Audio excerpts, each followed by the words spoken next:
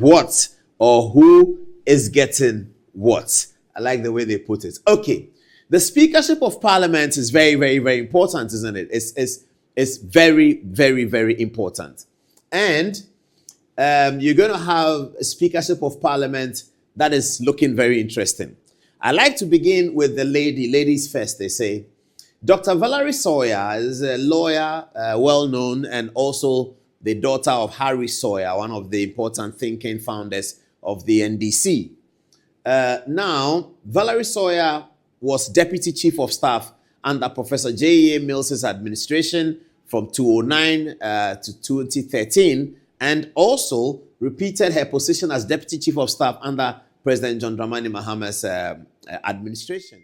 You remember, under President Mahama's first administration, the Chief of Staff, the Honorable Prosper Bani, was changed at some point, was sent to the Ministry of Interior to be the minister, and Julius Debra was brought in as a Chief of Staff in the second half of President Mahama's first administration. Valerie Sawyer, in both circumstances, remained a Deputy Chief of Staff, isn't it? So she has Deputy Chief of Staff 2 terms. Now, the rumor is that Valerie Sawyer has completely dedicated the rest of her politics since 2012 to the philosophy of President John Dramani Mahama.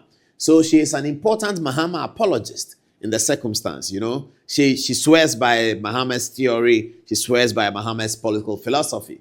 She has also been an important person running Mahama's office for the last 8 years. And this she's done diligently. And everybody who has tasted her work tells us that she's done it with the verve that you would expect from people who are complete loyalists to the leader. Now, it's because of all of these things that she's done.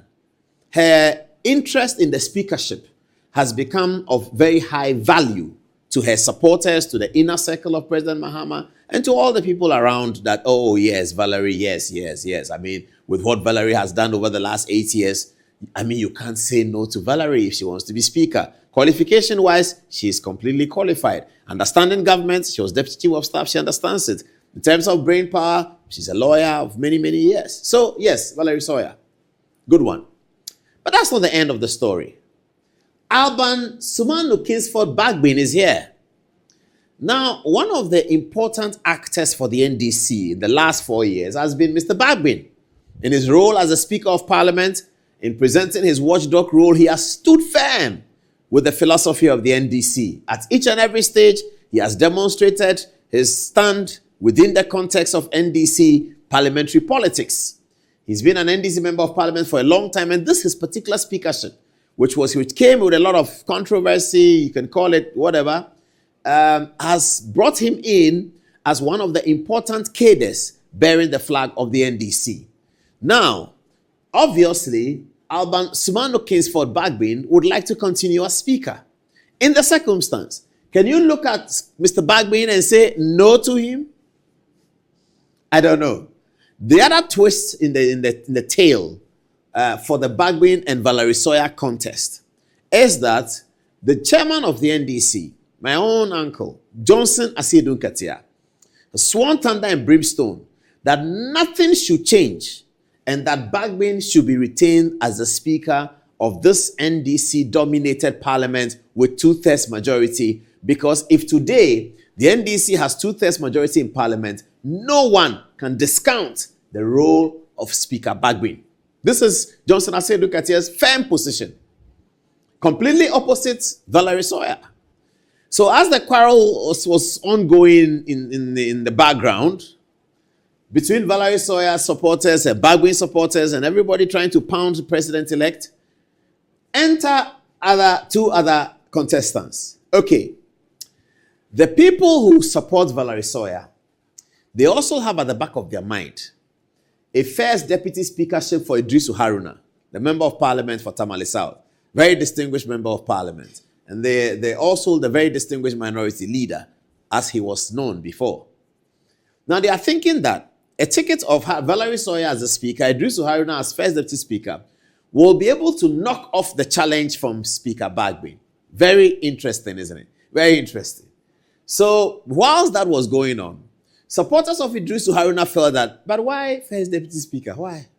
Why? I've been a member of parliament for 4 terms. I've been minister. Why should I be first deputy speaker? So, enter Idrisu Haruna's interest in the position of the speakership. Now, see this. This morning, yesterday, Alexander Fenyomakin, the minority leader, addressing the parliament in their makeshift place at the International Conference Center, said to the speaker, Alban Bagbin, that he is hoping that he will be retained. The institutional empowerment you've given to Parliament is equal to none. It's largely because, Mr. Speaker, we had you as a speaker coming from within. Mr. Speaker, I don't know whether you are being retained or a new person is going to be appointed, but I pray that if they decide, Mr. Speaker, if they sack you, Mr. Speaker, of all that you've done for them, they are going to sack you. Of all that Mr. Speaker has done for you, you are going to sack Mr. Speaker. We will see.